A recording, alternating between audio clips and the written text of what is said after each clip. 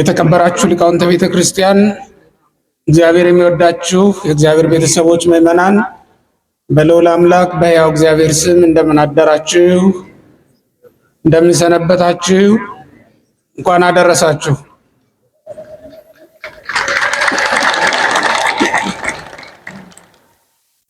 ሰማይን በጥበቡ የሰራ ምድርንም በኃይሉ ያጸና በባህርና በየብስ የሚኖረውን ፍጥረት ሁሉ ፈጥሮ የሚመግብ ፈጥሮ የሚገዛ የሰማይም የምድርም ባለቤት አምላካችን እግዚአብሔር ስለማይነገር ስጦታው ስሙ ከዘላለም እስከ ዘላለም ድረስ የተመሰገነ ይሆንልን። መኑ ዘይደምር ታቦተ እግዚአብሔር ምስለ ጣዖት፣ የእግዚአብሔርን ታቦት ከጣዖት ጋር አንድ የሚያደርግ ማን ነው? ሐዋርያው ቅዱስ ጳውሎስ ወደ ቆሮንቶስ ሰዎች ሁለተኛ ቆሮንቶስ ምዕራፍ 6 ቁጥር 16 ላይ የተናገረውን ኃይለ ቃል መነሻ በማድረግ ትምህርታችንን እንጀምራለን። የአባቶቻችን አምላክ እግዚአብሔር በመካከላችን ተገኝቶ እንዲመክረንና እንዲያስተምረን ቅዱስ ፈቃዱ ይሆንልን።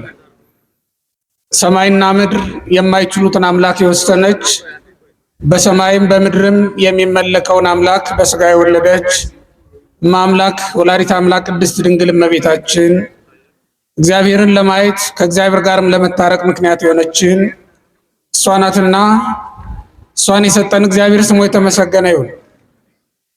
ዛሬ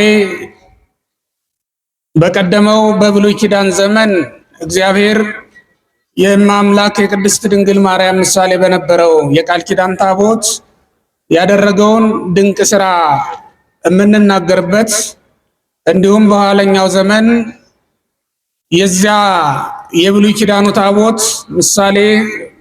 ኪዳኑ ታቦት ምሳሌዋና ጥላዋ የነበረው የአካላዊ ቃል መገኛ ያኛው ታቦት ከድንጋይ የተሰራ ከድንጋይ የተቀረጸ ነገር ግን የእግዚአብሔርን ቃል ይዞ በመገኘቱ ምክንያት የከበረ በስዕለ ኪሩብ የታጀበ ኪሩቤል ክንፋቸውን ጋርደው የሚጠብቁት የሚያከብሩት እግዚአብሔርም ኃይሉን የሚገልጥበት ከሕዝቡ ጋርም የሚገናኝበት ታቦት ስለነበረ ስሙ ታቦት ተብሎ ተጠርቷል። ምን ተብሎ ተጠርቷል አልኳችሁ?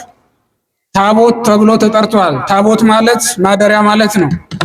ያኛው ታቦት ማደሪያ የተባለው ወይም ጽላት የተባለው የታቦቱ የጽላቱ ማደሪያ ነው።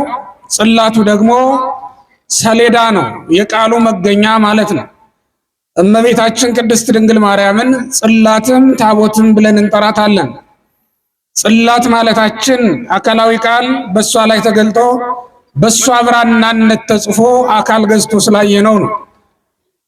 ሊቃውንት አባቶቻችን በሃይማኖተ አበው እመቤታችን ቅድስት ድንግል ማርያምን የቃል መገኛ የቃል ሰሌዳ በመሆኗ ምክንያት አካላዊ ቃልን ይዛ የተገኘች በመሆኗ ምክንያት ሰሌዳ ብለው ይጠሯታል። ብራና ማለት ነው። የቃል መገኛ ቃል ተጽፎባት ያነበብነው እሷ ላይ ስለሆነ ነው። ቃል ሥጋ ከሆነ ነው የሚለው ቅዱስ ዮሐንስ ወንጌላዊ በወንጌሉ ምዕራፍ 1 ቁጥር 14 ላይ ቃል ሥጋ ሆነ ይላል። ያ ቃል የተገኘው በማኅፀነ ማርያም ነው። ስለዚህም ሊቃውንት ኦ ከርስ እንተ ባቲ ተጽሕፈ መጽሐፈ ግዕዛንነ፣ የነጻነታችን ደብዳቤ የተጻፈባት መጽሐፍ ብለው ይጠሯታል። እመቤታችን ቅድስት ድንግል ማርያም አካላዊ ቃልን ይዛ በመገኘቷ ነው ነጻነታችን የታወጀበት እውነተኛው አዋጅ የተነገረበት ቃል መድኃኒታችን ኢየሱስ ክርስቶስ ነው። እሱን ይዛ በመገኘቷ ነው። ይህ ታቦት የቀደመው የብሉይ ኪዳን ታቦት ምሳሌዋ የነበረው እመቤታችን ቅድስት ድንግል ማርያም ናት። አማናዊቷ ታቦት እንላታለን። ስለዚህም ዛሬ ሁለቱንም እናነሳለን፣ ሁለቱንም እናስታውሳለን ማለት ነው። የብሉይ ኪዳኑን ማስታወሳችን ስለ ሁለት ነገር ነው። አንደኛው ቅድም እንደነገርኳችሁ በሳሙኤል ዘመን ሳሙኤል ለነቢይነት በተመረጠበት በተጠራበት ለካህንነት ለአገልግሎት በተመረጠበት ዘመን አንደኛ ሳሙኤል ምዕራፍ 4 ቁጥር 1 ላይ እንደምንመለከተው እግዚአብሔር ነቢይ ባጣበት ካህንም ባላገኘበት ዘመን ብላቴናውን ሳሙኤልን አስነስቶ ካህን አድርጎ በሾመበት ዘመን የእግዚአብሔር ታቦት ያደረገው ተአምር የሚነገርበት ዘመን ስለሆነ ነው።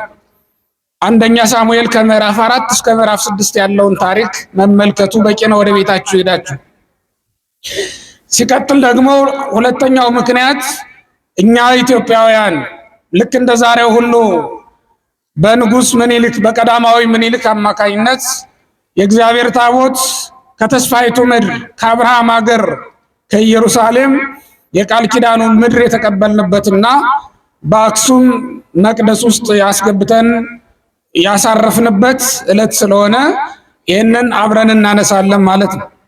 በመጨረሻ ግን የዚህ ሁሉ ትርጓሜ እመቤታችን ቅድስት ድንግል ማርያም ናት።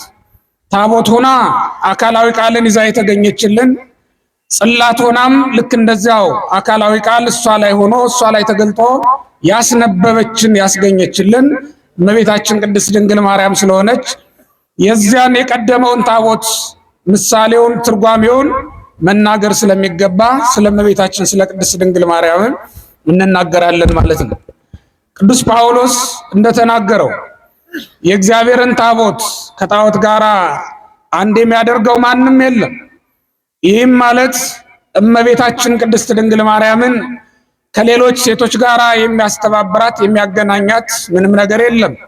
በባህሪ እሷን ከመምሰሏ በስተቀር ከሔዋን ጋር የሚያገናኛት ምንም ነገር የለም። ምክንያቱም ሔዋን የእግዚአብሔርን ቃል መጠበቅ ተስኗት ከገነት ወደዚህ ዓለም አምጥታናለች። እመቤታችን ቅድስት ድንግል ማርያም ግን የእግዚአብሔርን ትእዛዝ ጠብቃ በመገኘቷ 10ቱ ቃላትን ጠብቃ በመገኘቷ ምክንያት አካላዊ ቃልም ወደዚህ ዓለም አምጥታልናለች። ሔዋን በመርገም ምክንያት ወደ ዓለም አመጣችን። እመቤታችን ቅድስት ድንግል ማርያም ግን ለክብር የሆነን ዘንድ አካላዊ ቃልን ወደ ዓለም አመጣችልን። ሔዋን ያመጣችው እኛን ወደዚህ ዓለም፣ እመቤታችን ቅድስት ድንግል ማርያም ግን ወደዚህ ዓለም የመጣችው እግዚአብሔርን ራሱን ነው። በሔዋን ምክንያት እግዚአብሔር ወደዚህ ዓለም ጣለን፣ በዚህ ዓለም ተወን። በድንግል ማርያም ምክንያት ደግሞ እሱ ራሱ እግዚአብሔር ዳግመኛ መጥቶ ከዚህ ዓለም ወደ ሰማይ ወሰደን፣ አሳረገን። በሔዋን ምክንያት ያጣነውን በድንግል ማርያም ምክንያት አግኝተነዋል። በሔዋን በኩል የተዘጋውን በድንግል ማርያም በኩል ተከፍቶልን ገብተንበታል፣ ወጥተንበታል። የተወደዳችሁ የእግዚአብሔር ቤተሰቦች፣ ስለዚህም እመቤታችን ቅድስት ድንግል ማርያምን ከሔዋን ጋር ምን ያስተባብራታል? ከባህሪ በስተቀር ምድራዊት ሴት በመሆኗና ከሔዋን ማህፀን ከተወለዱ ልጆች አንዷ ከመሆኗ በስተቀር ግብርም ያስተባብራት ልዩ ናት እመቤታችን ቅድስት ድንግል ማርያም። እንዲያውም የዓለም ተፈጥሮ የሰው ተፈጥሮ ዳግመኛ እንደ አዲስ እንዲጀመር ያደረገችው እመቤታችን ቅድስት ድንግል ማርያም ናት። በሔዋን በኩል እንደነበረው ያይደለ በአዲስ ስርዓት በአዲስ ተፈጥሮ እንደገና ያኖረን ዘንድ እግዚአብሔር ወዶ ፈቅዶ በእመቤታችን በቅድስት ድንግል ማርያም ምክንያት እንደ አዲስ ሰርቶናል ማለት ነው። ስለዚህም ልዩ ናት እመቤታችን ቅድስት ድንግል ማርያም። ያኛው ታቦትም ሙሴ ከእግዚአብሔር የተቀበለው ታቦት ከጣዖት የተለየ ነበር። እነዚያ አሕዛብ ከእንጨት ከድንጋይ እየጠረቡ እያለዘቡ እንደሚያመልኳቸው አልነበረም። ምክንያቱም ምንም እንኳን ከድንጋይ የተሰራ ጽላት ቢሆንም ከተራራው ላይ የተገኘ ድንጋይ ቢሆንም ከሰማይ ያልወረደ ቢሆንም የእግዚአብሔር ቃል በላዩ ላይ ሆኖ አክብሮታልና ያንን ጽላት ያንን ታቦት እንጨት ነው ድንጋይ ነው ብሎ አሕዛብ ከጠረቡትና ካለዘቡት ጣዖት ጋራ ሊያስተባብረው የሚፈልግ ሊያስተባብረው የሚቻለው ማንም የለም። ክብሩ ይለየዋል፣ ላዩ ላይ የተጻፈው ነገር ይለየዋል። ለዚህም ነው እግዚአብሔር የኪሩቤል ክንፍ በላዩ ላይ ተጋርዶበት ተጠብቆ በክብር እንዲኖር ያደረገው። ለዚህ ነው ያንን ታቦት ይዘው እስራኤል ያላደረጉት ታምራት አለ እንዴ? በዚያ ታቦት ዙሪያ ሆነው በለመኑት ልመና በጸለዩት ጸሎት ያልተደረገላቸው ታምራት አለን? ሁሉንም ነገር ያደረገው እግዚአብሔር በዚያ ታቦት አማካይነት ነው። ሊቀ ካህናቱ ቃል የሚሰማው ትእዛዝ የሚቀበለው ከዚያ ታቦት ነበር። ለሊቀ ካህናቱ የእግዚአብሔር ድምፅ የሚሰማው በዚያ ታቦት በኩል ስለሆነ ለሊቀ ካህናቱ ሰማይ ማለት ያ ታቦት ነው። ምክንያቱም ወደ ሰማይ አይኑን ቀና አድርጎ አይደለም መጸለይ የሚጠበቅበት ሊቀ ካህናቱ ፊቱን ወደ ታቦቱ መልሶ ነው የሚጸልየው። አይኖቹን በታቦቱ ላይ ተክሎ ነው የሚጸልየው። እናም እግዚአብሔር ከዚያ ታቦት ድምፅ ያሰማዋል። ምክንያቱም ለሙሴ በገባለት ቃል መሰረት በስርየት መክደኛው ላይ ሆኜ አነጋግራለሁ ብሎት ነበርና በኦሪቱ ላይ በዚያ ታቦት ሲያነጋግረው ለዘመናት ኖሯል። ከዚያ ታቦት የሰማውንም ቃል ሊቀ ካህናቱ ለሕዝቡ ያቀርብ ነበር። የአዲስ ኪዳኑ ሊቀ ካህናት ኢየሱስ ክርስቶስ ግን ከአዲሷ ታቦት ከድንግል ማርያም የተገኘ ነው። የእመቤታችን ታቦትነት በጣም ይገርማል። ክርስቲያኖች ታቦት ስንላት ጽላት ስንላት እንደው ምሳሌ ብናጣ እንጂ ባይተካከልን እንጂ የሚበቃ ሆኖ አይደለም። ምክንያቱም ከዚያ ታቦት ሊቀ ካህናቱ ድምፅ ይሰማ ነበር እንጂ ሊቀ ካህናቱ ከታቦቱ የተገኘ አይደለም። የአዲስ ኪዳኗ ታቦት ድንግል ማርያም ግን ሊቀ ካህናቱንም ያስገኘች እሷው ራሷ ናት። ክርስቶስ እኮ ሊቀ ካህናት ተብሎ መጠራቱ ሊቀ ካህናት ተብሎ መሾሙ ከድንግል በነሳው ሥጋ ነው። ከእመቤታችን ከቅድስት ድንግል ማርያም ማህፀን ባረፈ በተገኘ ጊዜ ሥጋዋ ከሥጋዋ ሥጋን ከነፍሷ ነፍስን ከፍሎ እሷን መቅደስ አድርጎ ነው ሊቀ ካህናት ሆኖ የወጣው ክርስቶስ። ከሷ ሲወለድ ሊቀ ካህናት ሆኗል። በሷ መቅደስነት የተሾመ ሊቀ ካህናት ነው ኢየሱስ ክርስቶስ። ስለዚህም ከቀደመው ታቦት ይልቅ ትበልጣለችም ትለያለችም ድንግል ማርያም ያኛው ታቦት ከሚያደርገው ከሚያስገኘው ጥቅም በላይ ስለሆነች። ያኛው ጽላት የጥንቱ የሙሴ ጽላት ምንም እንኳን የእግዚአብሔር ቃል በላዩ ላይ ቢጻፍበትም ከቃሉ እንደ ድንጋዩ ወይም ከድንጋዩ የነሳው ባህሪ የተካፈለው ባህሪ የለም። የተካፈለው ግብር አይኖርም። አካላዊ ቃል ኢየሱስ ክርስቶስ ግን ከድንግል ማርያም ተገኘ ብለን ስንናገር ከሥጋዋ ሥጋን ከነፍሷ ነፍስ ነስቶ መገኘቱን ነው የምንመለከተው። ስለዚህም ትበልጣለችም ትለያለችም ከቀደመው ታቦት። እንደው ታሪኩ ብዙ ስለሆነ አጠር ለማድረግ ያክል የእግዚአብሔርን ታቦት ከጣዖት ቤት እንዴት እንዳገቡት አንደኛ ሳሙኤል ምዕራፍ 5 ጀምሮ እስከ ምዕራፍ 6 ያለውን ብቻ ባጭሩ ልንገራችሁና ልጨርስ። በዚያ ዘመን የተደረገው ነገር ከባድ ነው። በአዛጦን በአስቀሎና ይኖሩ የነበሩ አሕዛብ ታቦቱን አገኙት፣ ወስደውም ከጣዖታቸው ጋር አቆሙት ይላል። ወስደው ከጣዖት ቤት አገቡት፣ ሌላ የላቸውምና። የእግዚአብሔርን ታቦት ሙሴ ከእግዚአብሔር የተቀበለውን እስራኤልም ዮርዳኖስን የከፈለበትን እስራኤል የተስፋይቱ ምድር እስኪካፈል ድረስ ስራ የሰራበትን ያንን ታቦት ወስደው ከጣዖታቸው ቤት አቆሙት ይላል። እግዚአብሔርም ተቆጣና ያንን ጣዖት ዳጎን የሚባል ጣዖት ነው የነበራቸው በወቅቱ። ዳጎን ማለት በሰው አምሳል የተሰራ የእንጨት ጣዖት ነው። በሰው መልክ የሰሩት ነው፣ እጅና እግር ያለው እንደ ሰው። ያን ጊዜ እግዚአብሔር ተቆጥቶ ጣዖቱን ሰበረው። መጀመሪያ ወደቀ፣ መጥተው አነሱት። አነሱና ደግፈው አልብሰው ከታቦቱ ጋር አስተካክለው ሄዱ። በሁለተኛው ቀን ሲመጡ ወድቆ አገኙት። መውደቅ ብቻ አይደለም፣ እግዚአብሔር ሰብሮታል። ያ ጣዖት ሲሰበርባቸው አሕዛብ ተረበሹ። ይህማ የእግዚአብሔር እጅ ነዋል። እሱ ብቻም አይደለም፣ ከተማውም በእባጭ ተመታ ይላል። ከተማውም በክፉ ደዌ ተመቶ ነበር። በክፉ ወሬ በክፉ ደዌ ተመቶ በድንበራቸው ሁሉ አይጦች በዝተውባቸው እንደነበረ እና በልዩ ልዩ መቅሰፍት መመታታቸውን መጽሐፍ ቅዱስ ይነግረናል። ተመልከቱት ታሪኩ። እንዲህ ሲሆን ነው የእግዚአብሔርን ታቦት ወደ ቦታው ለመመለስ ያሰቡት። ከመጀመሪያ ከወሰዱት ከአዛጦን ወደ አስቀሎና ወሰዱት። የአስቀሎና ሰዎችም ውሰዱልን አሏቸው። የእግዚአብሔር ታቦት በዚህ ሁሉ ኃይል እያደረገ በመካከላቸው ሲመላለስ ሳለ እነዚያ ሰዎች ወደ ሀገሩ እንዴት እንመልሰው ብለው ሲያስቡ የተማረከውን ታቦት እንደገና ሸልመው ጊደሮችንና ሌሎችንም መስዋዕቶች ጨምረው እንዲመልሱት ተስማምተው በክብር እንደገና ወደ አገሩ መመለሳቸውን ታሪኩ ይነግረናል ማለት ነው። የተማረከው ታቦት ያደረገውን ተአምር ተመልከቱ ክርስቲያኖች። የተማረከ ታቦት በዚያ ዘመን ታቦቱ መማረኩ በካህናቱም ክፋት እና በሕዝቡም እምቢተኝነት እንደነበረ መጽሐፍ ቅዱስ ይነግረናል። በዚያ ምክንያት ታቦቱ ለዚህ በቅቷል፣ ተማርኳል ማለት ነው።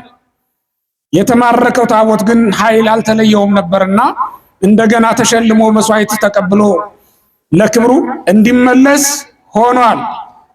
የተወደዳችሁ ክርስቲያኖች ታቦት ማለት እናንተ ናችሁ። በሌላ መንገድ ሊቃውንት ይህን ሲተረጉሙት ታቦት ክርስቲያኖች ናቸው፣ የእግዚአብሔር ማደሪያዎች ናቸውና ቃሉ በውስጣቸው የሚመላለስባቸው እግዚአብሔርም የሚገለጥባቸው ናቸውና ክርስቲያኖች ታቦት ይባላሉ። ቅዱስ ጳውሎስ ለቆሮንቶስ ሰዎች ምን ይላቸዋል?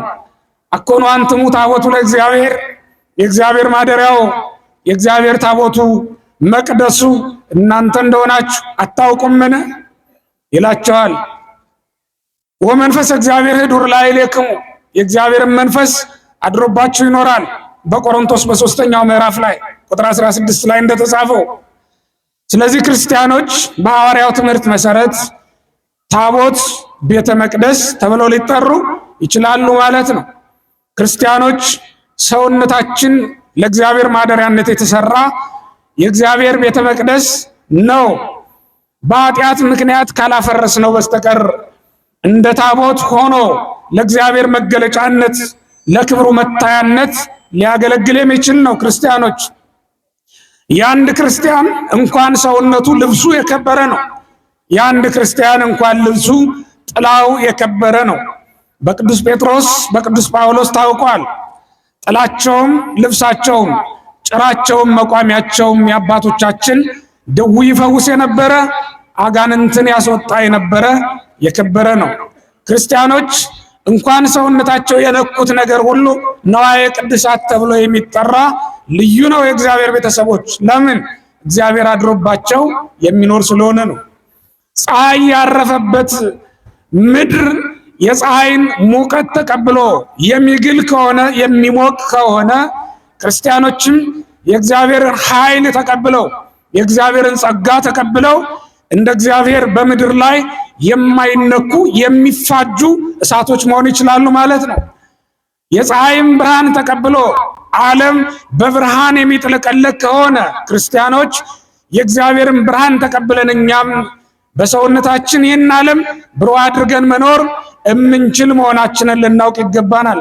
ግን አያሳዝንም? የተማረከ ታቦት ይህም ማለት በዓለማዊ ግብር የተጠመደ ዓለም የማረከችው ስንት ክርስቲያን አለ። ይሄ ዘፈን ወዳጅነታችን የማረከው ያስማረከው ልባችን፣ ይሄ ዓለማዊነት የማረከው ሰውነታችን የእግዚአብሔር ቤተሰቦች የእግዚአብሔር ታቦት እንደነበረ ታውቃላችሁ። የእግዚአብሔር ታቦት ማለት ልባችን ነው፣ ቃሉ አድሮበት የሚኖረው ትእዛዙ የተቀመጠበት ልባችን የእግዚአብሔር ታቦት ተብሎ የሚጠራ እሱ ነው። የተማረከ ታቦት ግን አስቸጋሪ ነው። ክርስቲያኖች ክብር ይጎድለዋል፣ ከጣዖት ጋር ይተሰካከላል። ክብር የተለየው ነገር ሁሉ መቀመጫውም እንደዚያው ነው። ክርስቲያኖች እኛ በደሙ ያተመውን ሰውነታችንን አሕዛብ በሚደንሱበት በሚጨፍሩበት ቦታ ወስደን ከጣዖት ጋር ያም ማለት እግዚአብሔር በደሙ ካላተመው ሰውነት ጋር እንዴት እናዋህደዋለን? እንዴት እናስማማዋለን? የእግዚአብሔር ቤተሰቦች ይልቁንም ሰውነታችንን እንደ ታቦት አክብረን የእግዚአብሔር መቅደስ መሆኑን አውቀን ልናከብረው ይገባናል።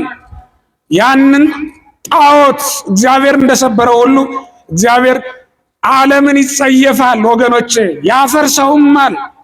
አሁን ሰዎች የሾሙትን ያከበሩትን ያንን ጣዖት እኮ ዳጎንን ሰዎቹ አነሱት፣ አለበሱት፣ ከታቦቱ ጋር ማስተካከሉት። ሰው ደግፎ የሚያቆመው ምንም ነገር የለም ወገኖች። ሰው ቢደግፋችሁ እግዚአብሔር ከተለያችሁ ግን ትወድቃላችሁ። ሰው ቢያለብሳችሁ እግዚአብሔር ከተለያችሁ ግን ሞገስ ታጣላችሁ። ሰው ቢሾማችሁ እግዚአብሔር ከተለያችሁ ግን እንደተሻረ ሰው ትሆናላችሁ። ያንን ጣዖት ሰበረው እኮ ነው የሚለው እግዚአብሔር። የእግዚአብሔር ታቦት ጋር አምጥተው ቢያስተካክሉት ሰበረው፣ ደረቱ ብቻ ቀርቶ ነበር ይላል። አሁን ዓለም ምን የቀራት ይመስላችኋል? ከወሬ በስተቀር ወገኖቼ፣ ከሚብረቀረቀው ነገር በስተቀር ዓለም የቀራት ነገር አለን? ምንም የላትም።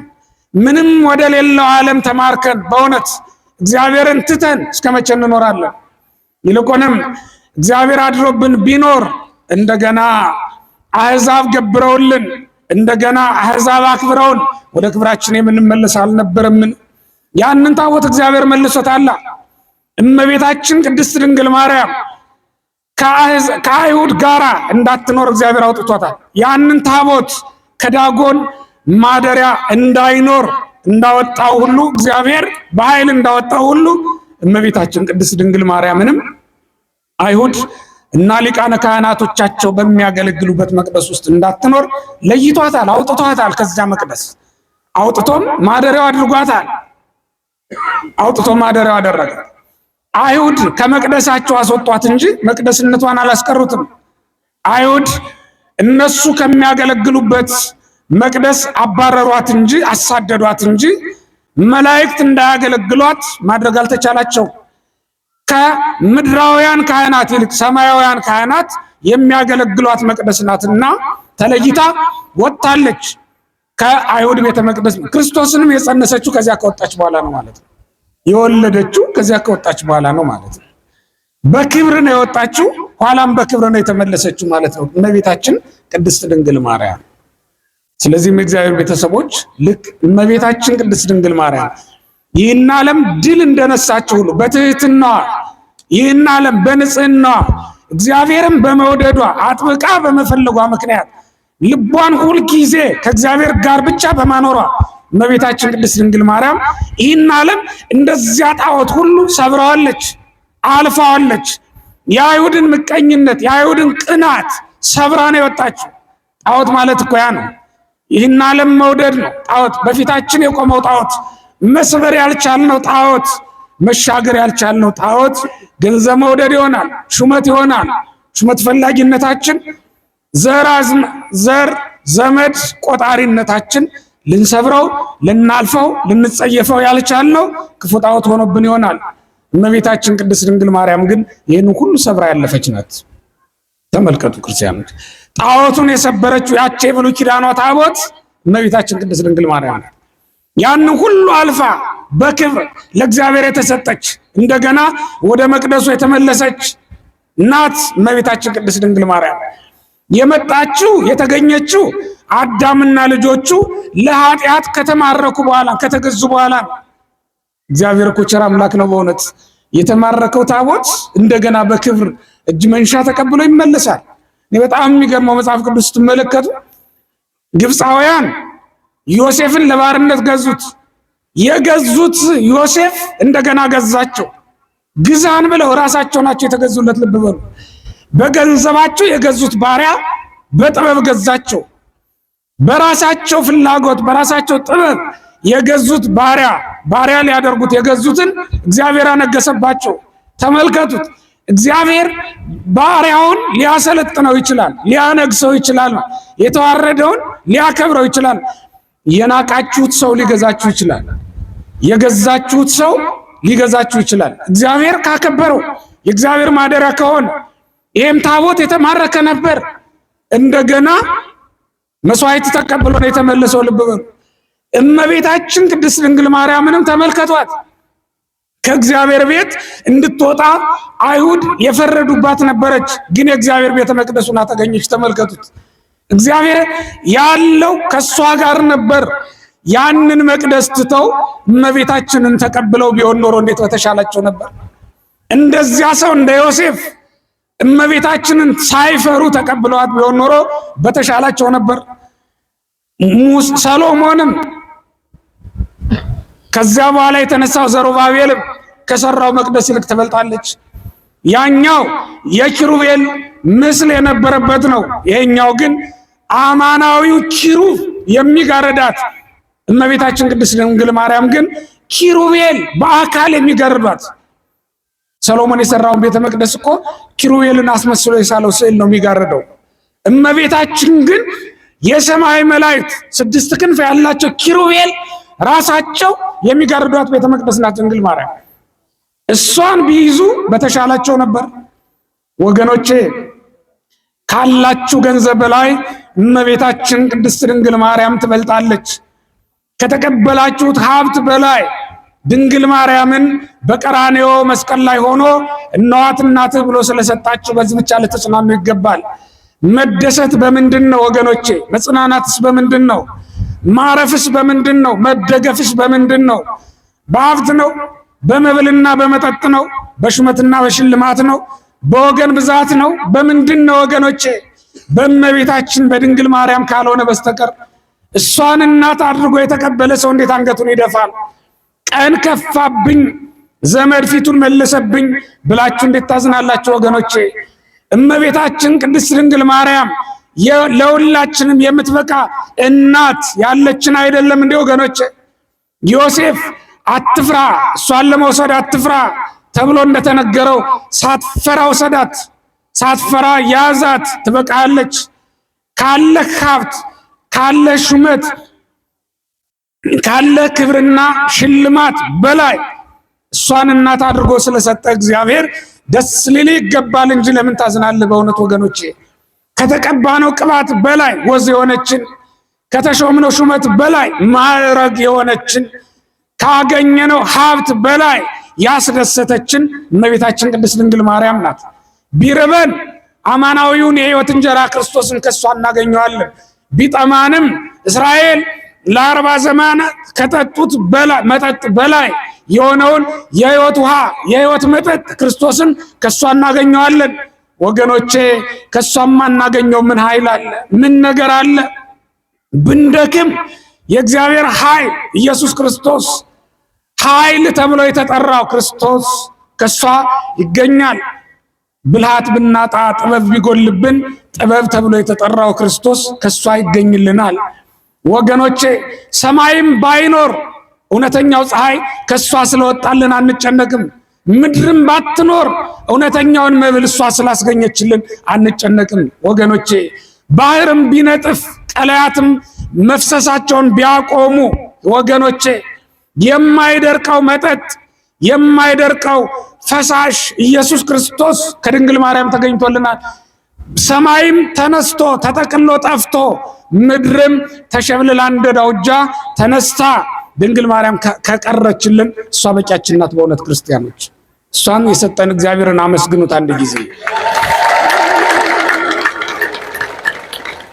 ስለዚህ ዛሬ ሊቃውንቱም ሙሴን ይርያ እያሉ ሲናገሩት፣ ዘካርያስ ርኤ ተቋመ ማኅቶት እያሉ ሲያመሰግኑ እንዳደሩት ነቢያት በልዩ ልዩ ዕብረ አምሳል ሲመስሏት ሲመለከቷት መኖራቸውን ለ5500 ዘመን ያንን ምሳሌ እያነሱ ሲያመሰግኑ ነው ያደሩት ሊቃውንቱ። ዛሬ ሙሴ እውነት ነው በታቦትነት አይቷታል። ዘካርያስም የመቅረዝ ፋና ሆና ብርሃኗ በቤተ መቅደስ ውስጥ ለ24 ሰዓት ሳይጠፋ የምታበራ የወርቅ መቅረዝ ሆና አይቷታል። ወርቁ ንጽህናዋን ያመለክታል። ላይዋ ላይ ያለው ብርሃን ደግሞ ለዘላለም የማይጠፋውን ጸጋዋንና እንዲሁም ለዘላለም ከሷ የማይለየውን እውነተኛ ብርሃን ኢየሱስ ክርስቶስን ያመለክታል። ሊቃውንቱ ይህን ሲሉ ነው ያደሩት። እግዚአብሔር ይስጥልኝ።